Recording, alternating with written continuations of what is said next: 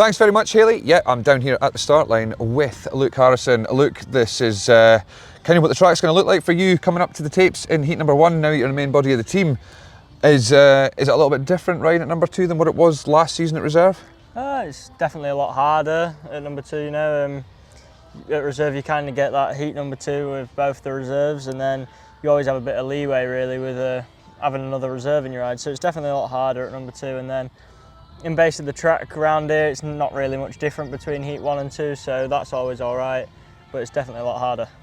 A lot harder, I can imagine that, but you know, you're going up against, you know, number 1s, one of them being an ex-Grand Prix rider that's in this. Looking at the starts just now, what are you making of them? Looking pretty like fair all over? I mean, because they do change all the time here, don't they? Yeah, they tend, like gate 4 is normally pretty good early on, and then like last season gate 4 was good all the way through, and then towards the end of the season gate 3 started to come better, so they look fairly even at the moment. They're fairly slick usually, so it gives you a fair break off the start, so you know, it's just going to be one of them who drops the clutch first, I guess. Exactly that, and you know, when we look at the track, we know that Scunthorpe is quite a big track, but it's not that long a straight to the first corner when you come from the tapes, and you've got quite a lot of room, but everybody's always going to be fighting for the same piece of track, aren't they? Yeah, definitely. It's wide track, but from the first bend everyone's always usually battling for the same position of the track, so it's definitely always tight in the first bend. Yeah, and I mean, we've got, you know, the aerial shots that we're getting from this track walk. It does look like there's a lot of water on the track. As you can see here, there is quite a bit of water down. At the time of the track walk, we know for a fact that when we go live, this will have dried up because it's just to keep the dust down, because the heat that we've got, I mean, even if you see the grass even in people's gardens at the minute, it's all going quite brown just with the sun. It's like a different country we're in at the moment.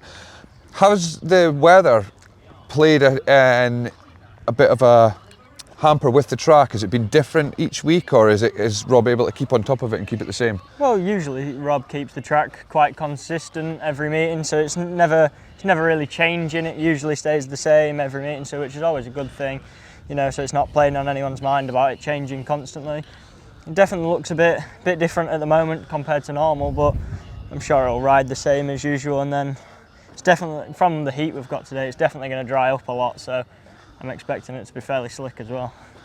And when you know that it's going to be slick, you can set the bike up for that. And what, you know, we've seen you many times going out here and beating riders, you know, that you wouldn't think on paper that you'd be able to beat, but you certainly are able to find drive in places that some can't. Is that due to being light? Is it the bikes, or is it a combination of both? I think it's a combination of both. We've got like the bikes dialed in for around here now, riding here so much at this level, you know, the bikes are dialed in, and then I know the track like the back of my hand now, so I can put the bike in the best places really, and I seem to find some nights I'll spin and then some nights I find drive everywhere, so I'm definitely looking forward to meeting later. And Scunthorpe, was it a place that you would come to practice when you first got involved in Speedway? Was it through the winter that you came here and started? I mean, did you start on the little track and then move on to this one? Was that how your career started? Yeah, when I first started, I learned to really start sliding the bike and learned how to turn the bike around the mini track. So, you know, I've done a lot of laps around there, to be fair, and then I only live 15 minutes from here, to be fair. So I've probably done more laps than anyone around here, to be honest. Oh, so it's quite a handy thing that you're able to come here and do as many laps as possible, and it certainly shows when you're riding here that if you don't always make the gate, you can still go and do these passes. We're looking here, we're now in the third corner. You've got a bit of a sort of a no man's land kind of area here where the camber drops off. That's not somewhere you want to be, is it? Oh, definitely not. It's one of them, it's obviously, to be fair, compared to normal, it looks to be a bit more material down low. So, but then when you get up here and you go off the camber, there's just nothing. So, and then every time you see anyone go over this camber, they just seem to go backwards. They'll come in at loads and loads of speed, and then they'll just end up 10 metres back by the end of the corner, just because there's nothing out here, and it's just, you're going such a further way, you just end up back at the back. Like the material that you're talking about, I mean, we've got like stuff down here, so that, you know, it's kind of bonding like nice together, that.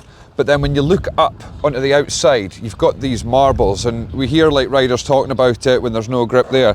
You can see that just going over it with a foot, there is no traction there at all. I mean, if you get onto that, is it kind of like being on ice?